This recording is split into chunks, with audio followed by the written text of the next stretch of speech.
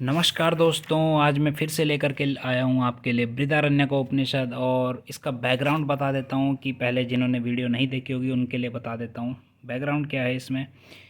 तो याज्ञवल्क्य जी जो हैं, हमारे याज्ञवल्क्य जी घर छोड़कर जाने वाले हैं, संन्यास लेने वाले थे। और उन्होंने अपनी दोनों पत्नियों को बुलाया है, कात्यायनी और मैत्रेय को, और अपना धन बराबर बांटना चाहते थे। लेकिन कात्यायनी को पैसा चाहिए था, और मगर जो मैत्रेय होती है वो अजीब सा प्रश्न खड़ा कर देती है। अब प्रश्न क्या है, प्रश्न जो पूछती हैं वो क्या, अगर मेरे पास सारा धन हो जाए क्या मैं अमृत यानी अमर हो जाऊंगी?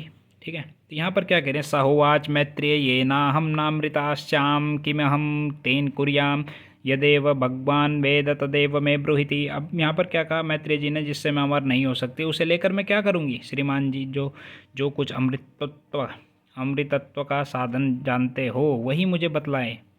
अब याज्ञवल्क्य जी कहते हैं कि याज्ञवल्क्य जी ने कहा, निश्चय ही तो पहले भी मेरी प्रिय रही है, इसलिए इस समय हमारे प्रिय जो प्रसन्नता को जो आपने बढ़ाया है, अतः हे देवी मैं प्रसन्नतापूर्वक तेरे प्रति इस अमृत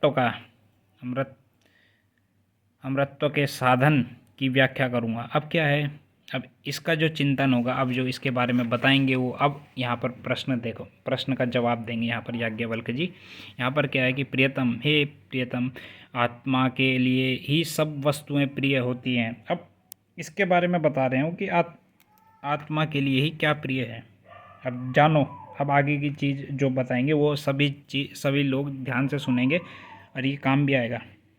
अब देखो, मैत्रेय हे देवी सुनो, दुनिया की कोई चीज़ हम उस चीज़ के लिए नहीं चाहते, हम सब लोग सब कुछ जो भी चाहते हैं वह आत्मा के लिए ही चाहते हैं। जैसे यहाँ पे देखो क्या लिखा है, सहुवाच नावा अरे पत्यु कामाय पति प्रियो भवत्यात्मनस्तु कामाय पति प्रियो भवति नावा अरे जायाये कामाय जाया प्रिया भवत्यात्मनस्तु कामाय जाया प्रिया भवति नावा अरे पुत्राणां कामाय पुत्रा प्रिया भवन्त्यात्मनस्तु कामाय पुत्रा प्रिया भवन्ति नावा अरे वित्तस्य कामाय वित्तं प्रियं भवत्यात्मनस्तु कामाय वित्तं प्रियं भवति। अब यहाँ पर क्या बता रहा है, नावा अरे पशूनां कामाय पशवः प्रिया भवन्त्यात्मनस्तु।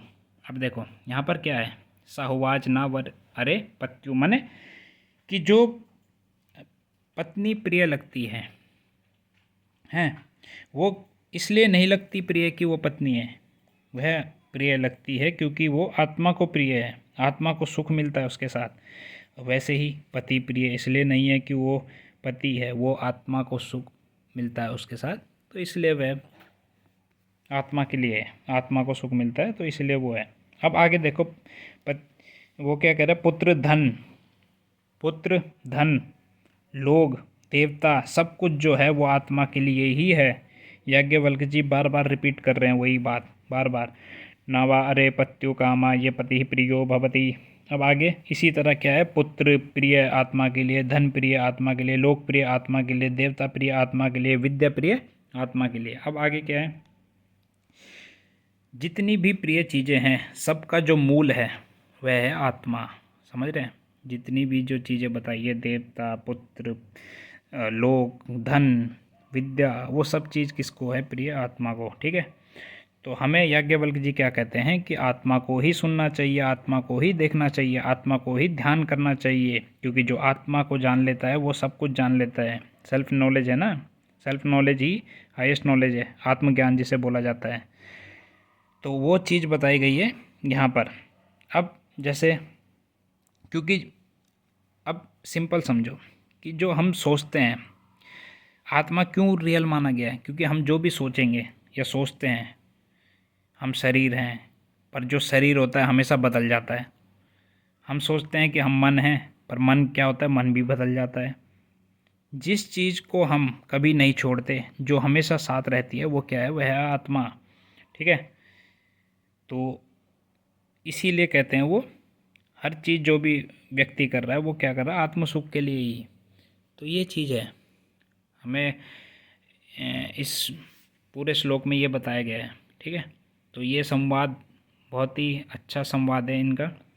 और इसके बाद हम जानेंगे कि आत्मा को कैसे जाने, आत्मा क्या है, तो उसके बारे में आगे फिर अगली वीडियो में देखेंगे हम आत्मा क्या है, ठीक है, और आगे क्या चर्चा चल रही है, तो यही है, ठीक है। तो धन्यवाद।